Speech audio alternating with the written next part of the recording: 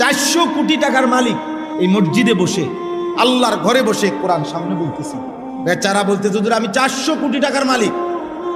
4 কোটি না বেটা, 400 কোটি টাকার মালিক। বাচ্চার মতো আমারে জড়ায় ধরে আলাদা কানছে। হুজুর আমি জানি প্রতিদিন আমার স্ত্রী, বিবাহিত স্ত্রী, সে জিনা করে অন্য পুরুষের সাথে, কিন্তু আমার ওই হিম্মত নাই।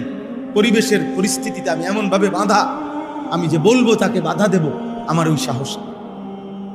আমি এমন ফেসে আছি যে আমি একবার মুখ খুললে আমারে হয়তো গুম করে, মানে অর্থাৎ আমার পৃথিবীর থেকে কি করে ফেলবে, সরাইয়া ফেলবে। আমার টাকা, আমার গাড়ি, আমার বাড়ি, বাসা বাড়ি আমার, কিন্তু আমার অবর্তমানেই অন্য পুরুষ ঘরে ঢোকে। আচ্ছা, এই পুরুষটার আব্বা তোমরা বলো ভাই, এই পুরুষটার কলিজাটার কি অবস্থা? তার 24টা ঘন্টা